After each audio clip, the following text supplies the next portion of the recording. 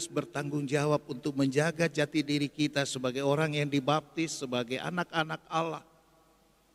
Kita juga mau berjuang untuk semakin hari semakin juga berkenan di hadapan Tuhan. Dan dua tokoh yang diceritakan di dalam Injil hari ini, Yesus sendiri dan juga Santo Yohanes Pembaptis, menunjukkan kepada kita bagaimana kita harus berkenan di hadapan Allah. Yohanes Pembaptis menunjukkan sikap rendah hati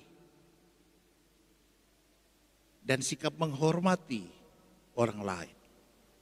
Maka ketika orang banyak itu sudah menduga-duga, jangan-jangan Yesus ini, si Yohanes inilah Elia yang dinantikan. Bahkan dia adalah Mesias. Tapi Yohanes, meskipun dia sudah lebih dulu tampil, dia juga punya banyak fans, banyak murid-murid, banyak orang yang mendengarkan dia. Tapi dia tidak menjadi kacang lupa kulit. Dia tetap rendah hati, dia tahu bukan saya, tetapi dia, Yesus. Maka dia katakan, aku membaptis kamu dengan air. Tapi dia yang akan datang akan membaptis kamu dengan api. Dia lebih berkuasa daripadaku. Membuka tali kasutnya pun aku tidak layak. Jadi teladan kerendahan hati yang luar biasa. Yohanes tidak aji mumpung. Yohanes tidak ambil asal ada kesempatan ini. Mumpung ada orang mau lihat saya, maka saya bisa jadikan diri saya sebagai pusat. Tapi tidak.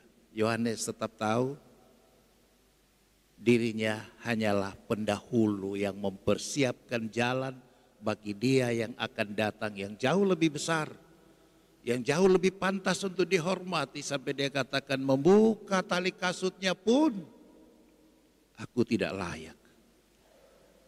Ini sebuah keteladanan dan kesaksian hidup. Kelihatan sederhana sekali kerendahan hati. Tapi kerendahan hati hanya bisa dibuat oleh orang yang betul-betul dia tulus dan dia jujur dengan dirinya, dia tulus dan jujur dengan orang lain. Orang sombong tidak akan pernah mau rendah hati. Orang yang tidak jujur dengan dirinya, orang yang tidak jujur dengan orang lain, dia akan selalu mau bersandiwara. Dan dia selalu mau dibilang. Orang Makassar bilang eronikana, mau dibilang. Tahu wah, hebatnya. Mau dijempoli. Yohanes menunjukkan betapapun dia adalah juga orang besar, tapi dia tahu di atas langit masih ada langit. Di balik kebesarannya dia masih ada yang lebih besar. Itulah Yesus Sang Putra Allah. Dan Yesus sendiri, saudara-saudari, juga menunjukkan teladan kerendahan hati yang sama. Dia tidak mentang-mentang putra Allah, lalu dia duduk manis di tempat biar orang lain datang menghormati dia. Tidak. Dalam peristiwa pembaptisan, Yesus ikut serta antri dengan orang banyak. Dia masuk di barisan orang-orang yang menunggu giliran untuk dibaptis. Apa tidak luar biasa? Tapi Yesus buat itu. Dan ketika tiba saatnya dia dibaptis, dalam versi Injil yang lain, Yohanes malah menolak. Masa aku membaptis engkau? Tidak. Kau yang harus membaptis aku. Tapi Yesus bilang tidak. Kau harus membaptis aku. Lagi-lagi kerendahan hati. Dan di balik itu, saudara dan saudari, Yesus juga mau menunjukkan sebuah keutamaan yang lain. Selain kerendahan hati, pembaptisan Yesus adalah tanda solidaritas Allah dengan manusia yang berdosa tanpa dia sendiri jatuh di dalam dosa. Kita tahu Yesus misteri inkarnasi. Allah yang maha tinggi, maha besar, maha segalanya mau turun menjadi manusia, lahir bahkan di kandang hina.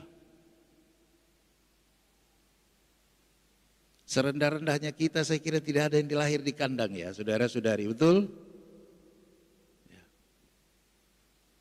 Malah ada yang dilahirkan di sebuah rumah sakit dengan fasilitas yang luar biasa, that's okay ya. Tidak ada yang salah dengan itu. Tapi Yesus kita tahu lahir di tempat yang paling rendah, di kandang Betlehem. Tanda solidaritas Allah dengan manusia pada level yang paling bawah. Dan melalui peristiwa pembaptisan ini, hal yang sama kembali ditunjukkan. Yesus mau bersetia kawan, mau bersolidar dengan barisan orang banyak yang berdosa, meskipun sekali lagi dia sendiri tidak berdosa.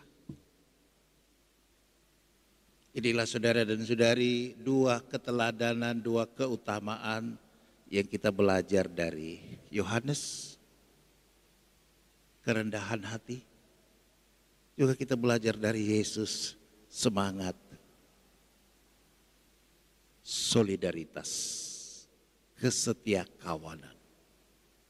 Mudah-mudahan dengan dua nilai ini kita pun dapat menjadi putra-putri Allah, anak kesayangan Tuhan yang juga semakin hari semakin berkenan di hadapan Allah. Tuhan memberkati kita.